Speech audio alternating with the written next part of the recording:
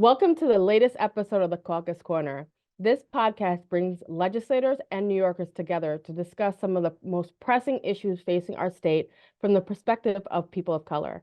I am your host, Assemblymember Michaelle Solages, Chair of the Black, Puerto Rican, Hispanic, and Asian Legislative Caucus. Our theme this year is a demand for justice, and it's important that we highlight this theme, especially during Asian American and Pacific Islander Heritage Month.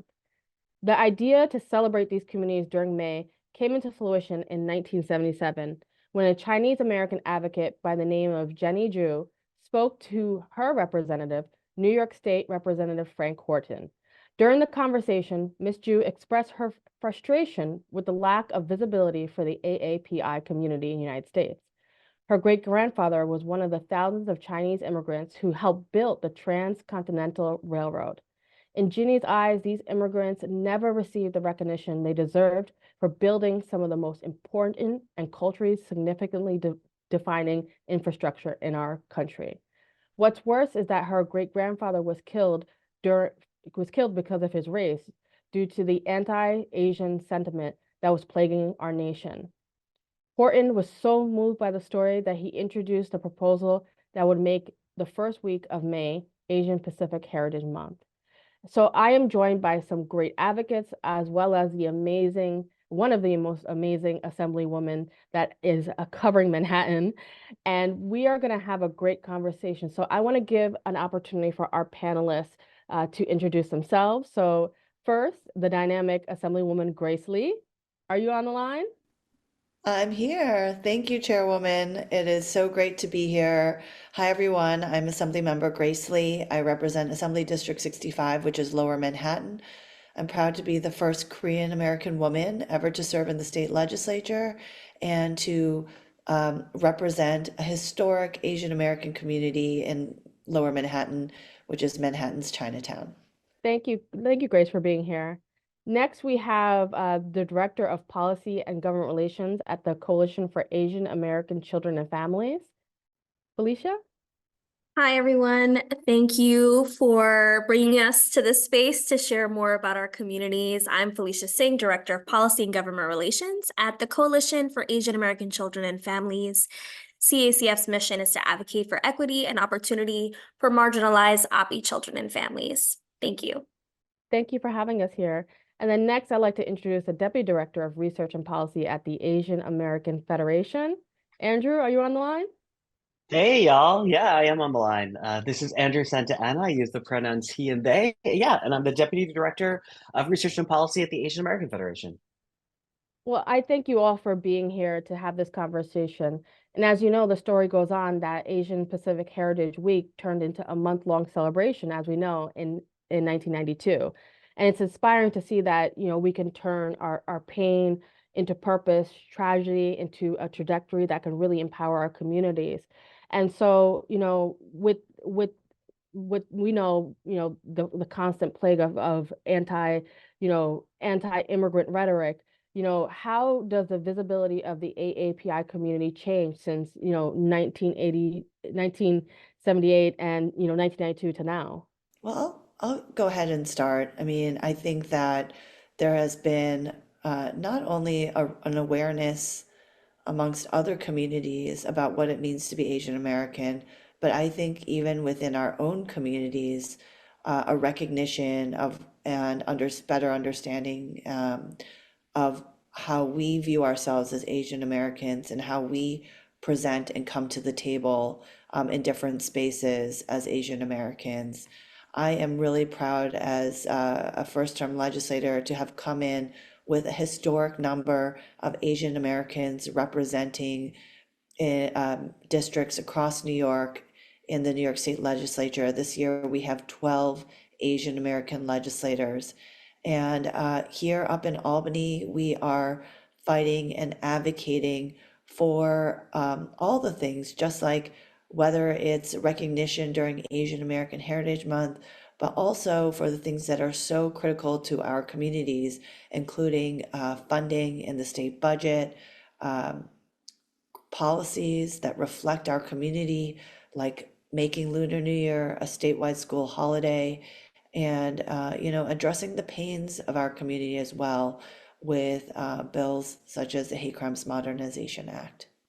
To add to what Assemblymember Lee shared, a lot that has changed to me in this work is how our AAPI communities see themselves in the world and see themselves here in New York. I think we're trying to do our best to educate, to inspire conversation around dismantling our communities as being this monolith. We are such a huge diaspora of rich communities that live all across New York State, with really beautiful holidays and languages and food, but also important equity issues that we care so much about that need uplifting, from education to budget equity to language accessibility. Dismantling the model minority myth in our visibility has been really important from the time of 1978 to now. And a part of dismantling the model minority myth has been the work that it takes in sharing with our government and agencies and all of these stakeholders that play a role in ensuring that we're thriving, our needs in all of these equity issues that impact our communities on the ground. Hey, y'all. Yeah, I just want to add, yeah, I think from what Assemblymember Lee said and Felicia said, our community is really rich. It's really textured. And I think from 1978, as someone who is also born at the tail end of the 70s, our numbers are so much more significant. Our power is so much larger than it was before. According to the 2020 census, there are at least 2.1 million New Yorkers of Asian descent. And so that's nearly 11% of the population, and it's the highest growing racial group within the state from 2010 to 2020. So what that means is that the stories of our communities are not going to be flattened to a singular experience of what it means to be Asian, right? So as Felicia mentioned, different cultures, different languages, different economic conditions, different needs. And I think one of the things that I'm so excited about this API Heritage Month is the opportunity to kind of showcase that and to show the strength of our community, the joy of our community, the power of our community, the ways under which we continue to struggle, and the ways under which, despite having 2.1 million New Yorkers as part of New York State, like how sometimes our needs continue to be underrepresented and heard. And it's so poignant to talk about that model minority aspect, because like, many other communities of color, we are more than what's portrayed in the media. And so, I know, talking to Assemblymember Lee, she educated me on the fact that, there's a significant amount of poverty in the Asian community. And it's important that we provide support for these individuals. So I know that the assembly member and all of you as a coalition have been making great strides in state government to ensure that we're uplifting not only, I like the term you use, AAPI? What's that term? AAPI? You made it short. AAPI? Felicia says AAPI. Yeah, AAPI. Yeah, I like I feel like I learned that from you, AAPI. Felicia. Yeah, it's like, why not AAPI? Yeah, I think it's pronounced so many different ways. But I like that. But these AAPI communities. So, I mean, like, what progress has been made through policy making and advocacy in the last couple of years? I know the assembly member mentioned, Lunar New Year and, the funding that we've created for for nonprofits, for CBOs. What are some of these strides for our listeners?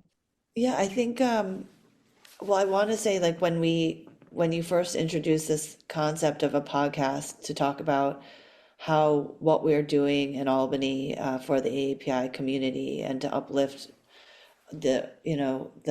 our community across New York State, I knew that I couldn't do this podcast without AF and CACF as part of this conversation, because it really has been this incredibly coordinated team effort between legislators and nonprofit organizations who serve the communities, the rich, diverse Asian American communities across New York State, that we have been working together to uplift and call on the state to better fund and recognize the needs of the Asian American community.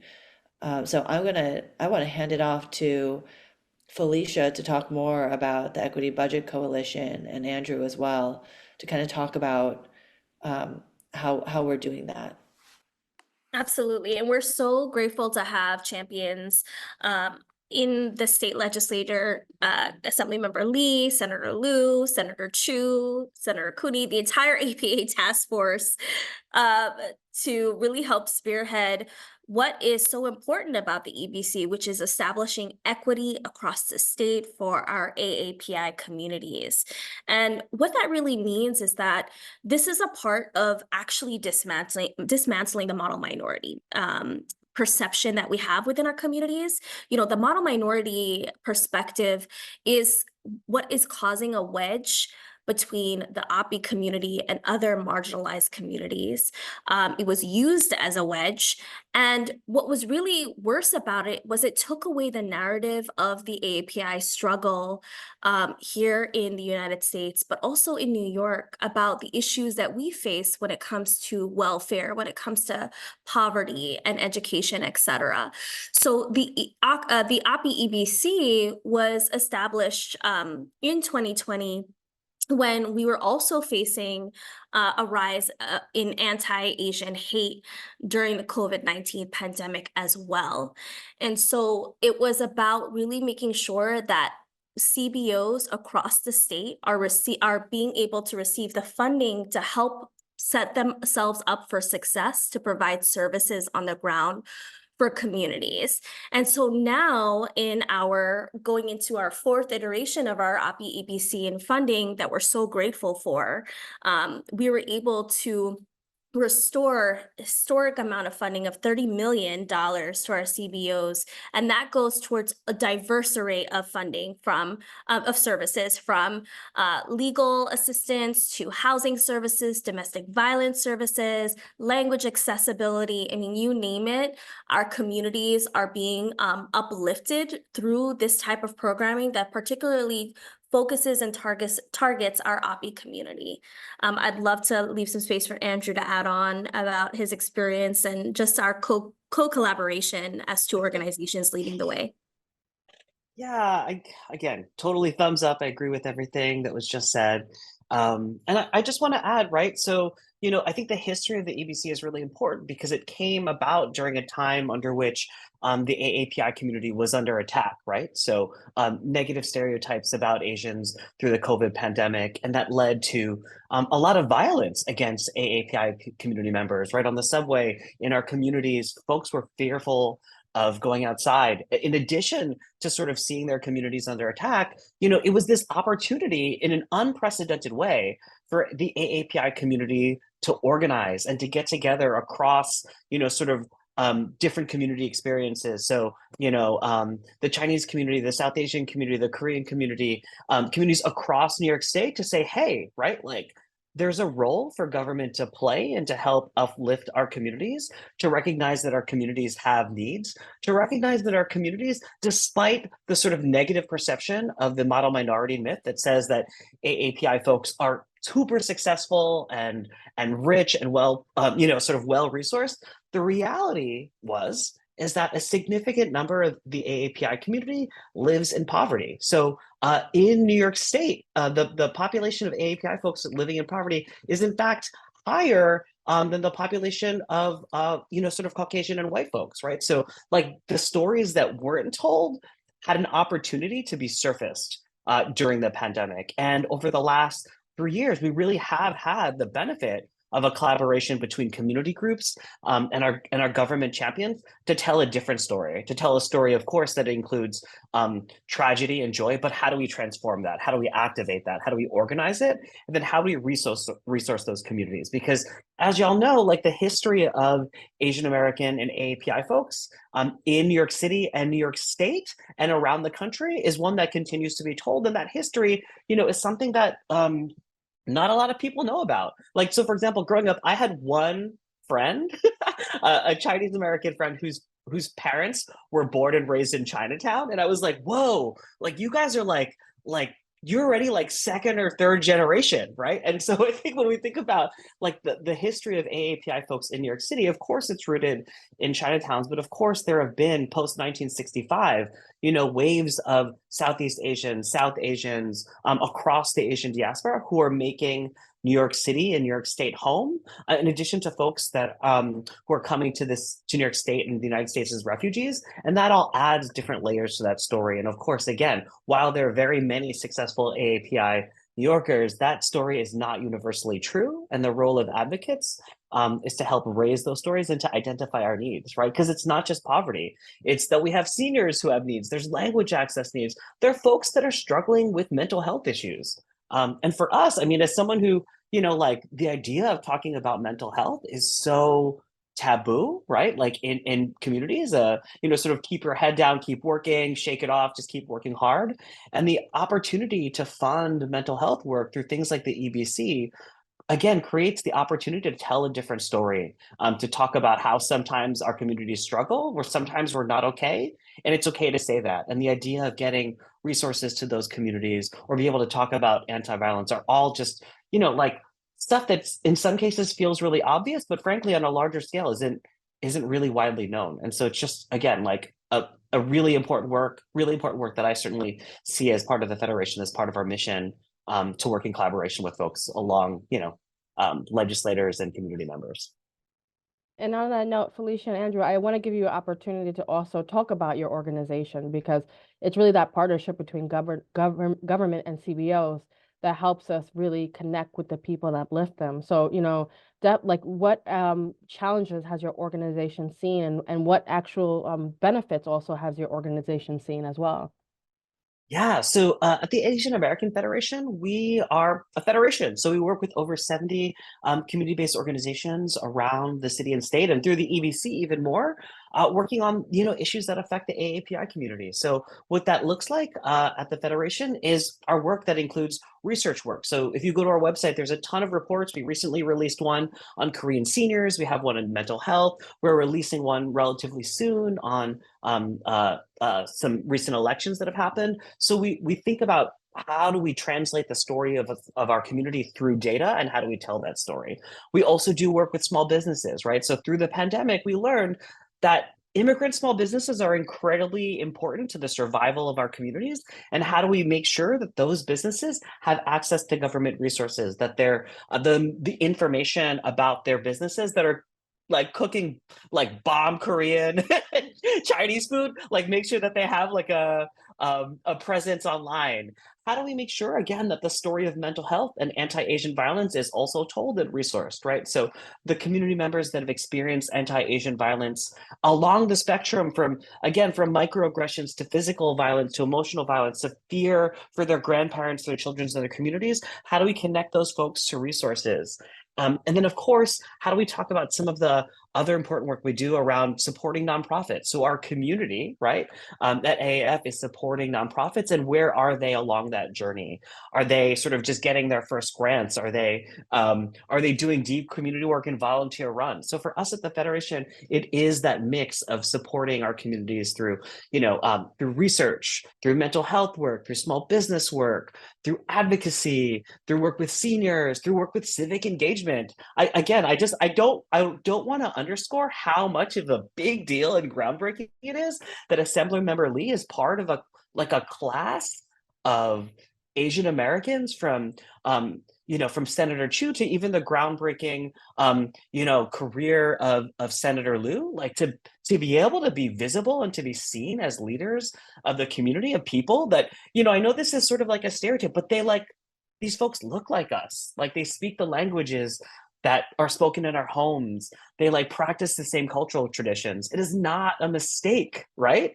That there are holidays that recognize everything from Eid to Lunar New Year, to Diwali. Like these things are really important.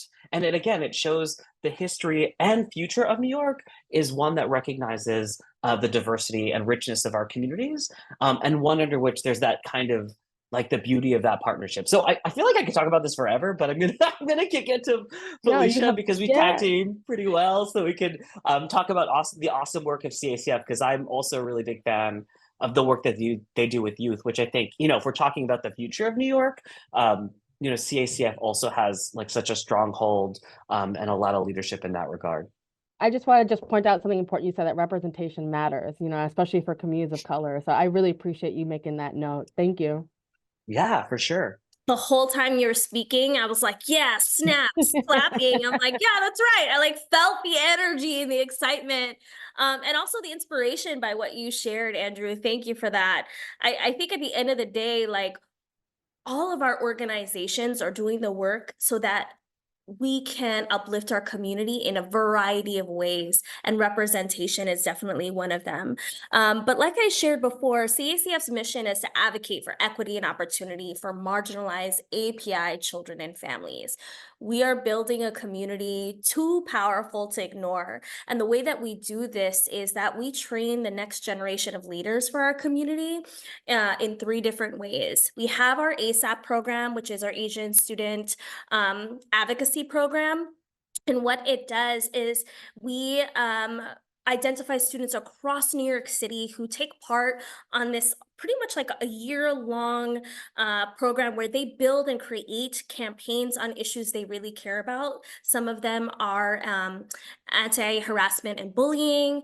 They have campaigns on mental health, language access, data disaggregation, and they learn, what does it take to build a campaign? What does it take to create demands and recommendations to city agencies or to our elected officials or to schools to impact systems and policy change? We also have a community network of over 100 students that participate in monthly workshops. It's a virtual.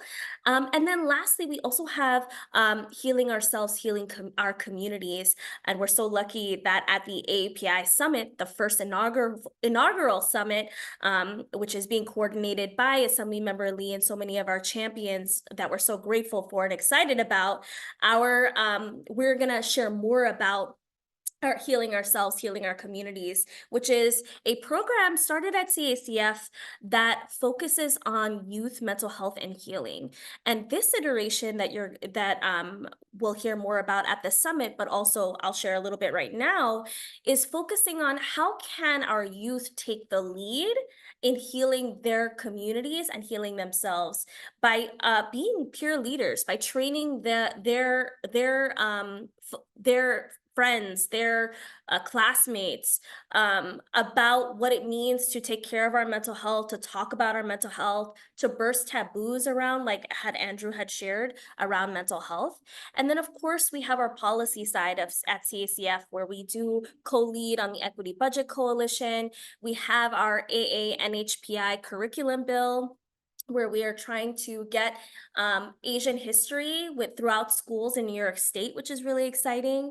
And then lastly, we were incremental in passing the data disag bill in 2021 in the state, which would require state agencies to disaggregate data for top 10 Asian ethnic groups and the top 4 Native Hawaiian Pacific Islander ethnic groups by population.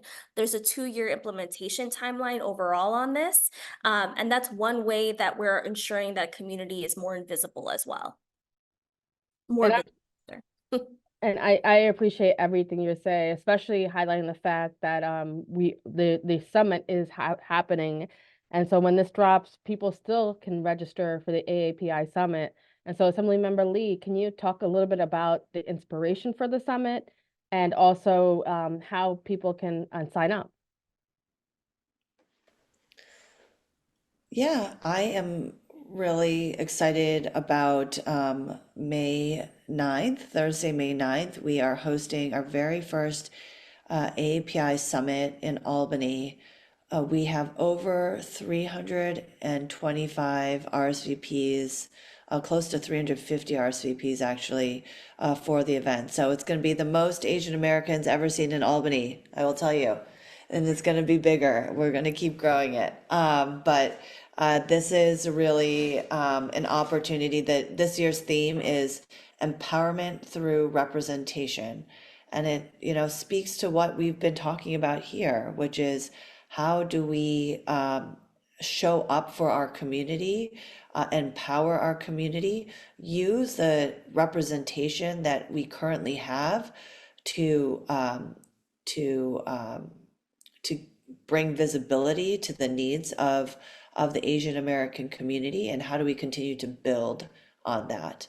And so we have a star-studded lineup of keynote speakers and incredible community leaders who will be speaking, as well as all of our elected officials on doing legislative workshops, talking about policy that can really impact the Asian American community.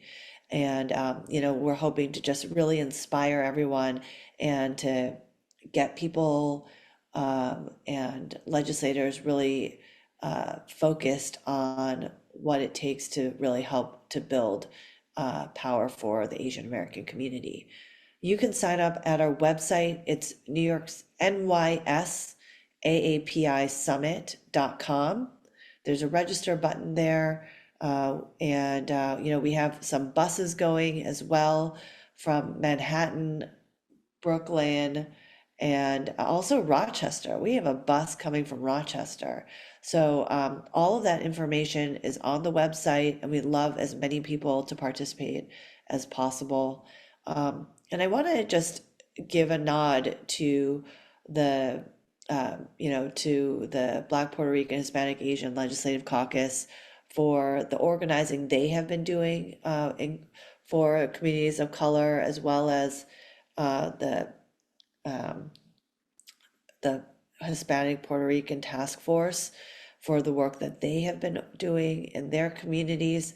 We, as the Asian American, Asian Pacific American Task Force, have really benefited greatly from the path that has already been made by by leaders like you, Chairwoman, and others who have, helped to elevate the voices of communities of color.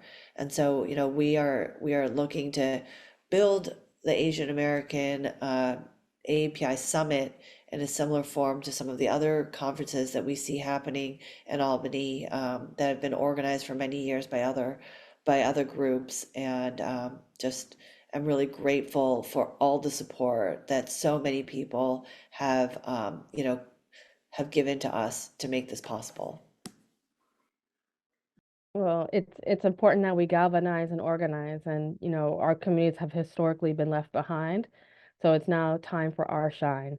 And so I appreciate you, Assembly Member, and all of the advocates here.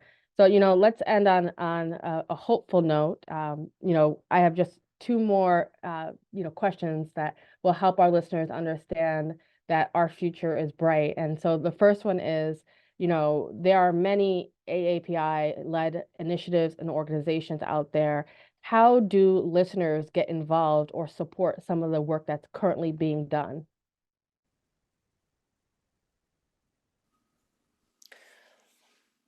I tell the story a lot because it was so impactful to me when I was last year, as in my first year in the legislature.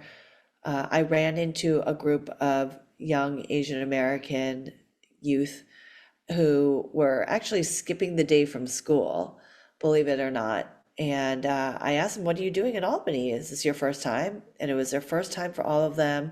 They were taking the day off from school so that they could lobby for the AANHPI curriculum bill, which is a bill that I sponsor in the Assembly.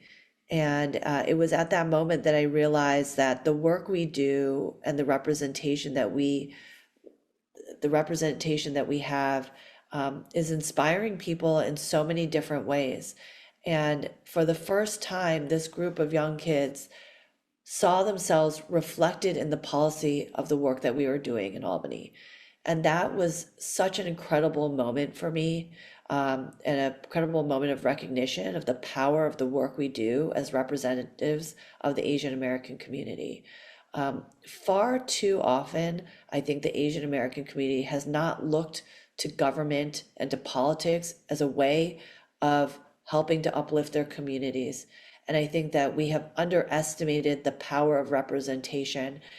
And it is, and so for me, it's all about what the ways that I would like to see our community coming together and to helping uplift the communities is by getting involved with policy, supporting work that we are doing up in Albany, coming to visit us, and of course, coming to our AAPI summit next Thursday. In supporting AAPI communities on the ground, there are so many organizations, as you shared. CACF has over 90 member organizations that are part of our coalition, and you can find out more about each one of them. We have links to their websites and how you could potentially even give to these organizations at cacf.org. All of the work in our membership from these CBOs are so critical to the services that our communities are receiving on the ground. I mean, we have organizations from across our diaspora. So definitely check it out at cacf.org. Please come to the AAPI Summit if you are interested in listening. There's still an opportunity to register and join us. There's a bus also leaving from New York City proper to head up to Albany. So you can learn more about our communities in that way. It's an authentic way to be introduced to our communities as well and learn about the issues that we really care about through the workshops. And experiencing that for the day. And I would say, follow CACF online. We're on Instagram, we're on Twitter, join our website at CACF NYC on Instagram, and our website is cacf.org to learn more about our programs, especially if you have youth that would be interested in participating in ASAP or our community network, or our Healing Ourselves, Healing Our Communities program. That's the best way to get in contact with us. Yeah, I would just say the same. I think if you're interested in learning about the work we do at the Federation, you can check out our website. I'm going to plug one piece of our website in particular, our data center. I think one of the things that's most important to tell the experience of AAPI communities throughout the city and throughout the state is one under which, you can sort of demystify, one, our population, our experiences of education, of poverty, of health. And you can find out a lot of information on our website, which is aafederation.org. And I think just on the ground, I think it's, like May's are really a special time. So like, I think across the state, whether, you're in Buffalo or Albany or Rochester or down in New York City in each of the boroughs, there are going to be a ton of events that lift up the experiences of AAPI communities. So I think there's obviously sometimes eating food is an entry point, but that's not the only one, right? Whether it's a cultural event, a religious event, a community event, there are other access points for folks.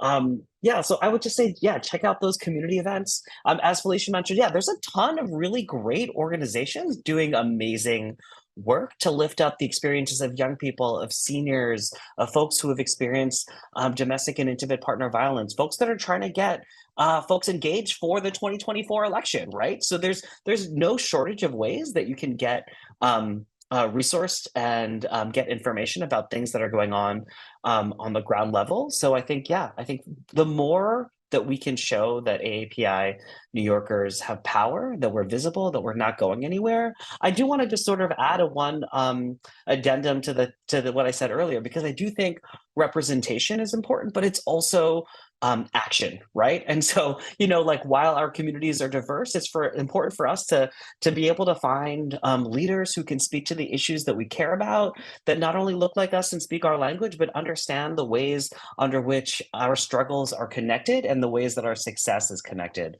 And for us, that means, again, thinking about who are potentially the newest New Yorkers, folks who have come through the southern border, or the truth that not a shortage of the most recent migrant surge are a lot of folks from South Asia, East Asia, and Africa, right? So how do we make space for the folks whose journeys or their stories that are coming to New York are just starting, and might have stories that are really similar to those of your family, but in some ways really different. So I think for us, it's to support the AAPI community as a whole is to again, to exercise that power, to take up a little bit more space, to contact your legislators, to talk about issues that you care about, to organize. And of course, I think during this month in particular, to have some fun. So I would just say, take a look at the Asian American Federation's resources, our website. If you want to geek out on some data, our research and data center is there. And yeah, come hang out with us. Come hang out with us next Thursday on May 9th at the AAPI Summit. We'd be happy to talk to you about the work that we do.